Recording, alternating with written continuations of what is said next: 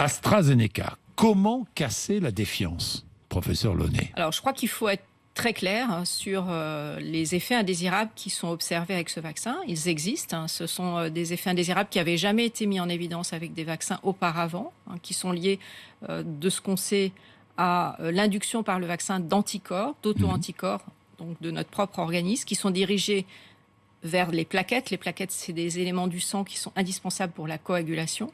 Et donc, ces effets indésirables, ces auto-anticorps vont produire d'une part des thromboses, mais des thromboses un peu particulières, puisque c'est des thromboses profondes au niveau cérébral ou au niveau digestif, et des phénomènes qu'on appelle de coagulation intravasculaire disséminée, c'est-à-dire des hémorragies.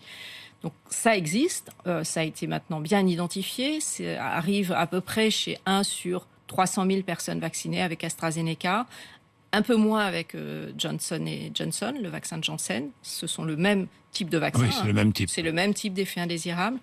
Ces effets existent, sont exceptionnels, mais peuvent être graves. Donc, ce qu'il faut savoir, c'est qu'il faut que les personnes qui sont vaccinées soient informées de ce risque, que leurs médecins soient informés et que s'il existe des signes qui peuvent évoquer ce type d'accident, encore une fois, qui sont exceptionnels, ils puissent consulter très rapidement.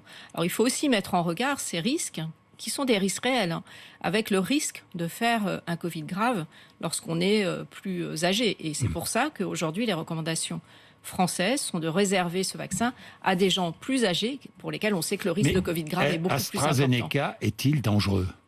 Je vous pose simplement la question. Je viens de vous le dire, il est pour une personne vaccinée sur 300 000, on peut avoir un accident. Est-il vrai que le risque d'être foudroyé est plus grand que le risque d'être victime du vaccin?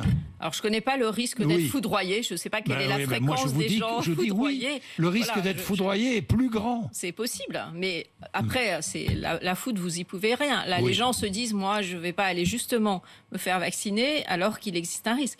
Ça peut se comprendre. Donc, ce qu'il faut bien expliquer aux gens, c'est qu'aujourd'hui, le risque, s'ils ont le virus, et le virus, encore on l'a dit, circule de façon très importante, il est beaucoup plus important que le risque de faire cet effet indésirable. Et s'ils sont prévenus de cet effet indésirable et qu'ils peuvent très vite consulter, il y a une prise en charge qui existe et qui évite les complications. Maintenant qu'on le sait, il faut prendre en charge et traiter ces patients. Je comprends.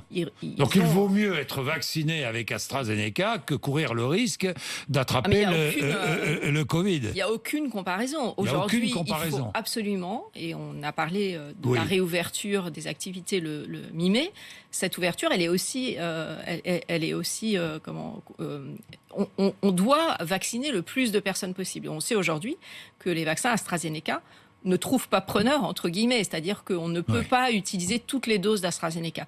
Et la vaccination de la population française avant l'été, et ce qui va nous permettre de passer un été normal, elle pourra se faire que si tous les vaccins qu'on a sont utilisés, y compris l'AstraZeneca.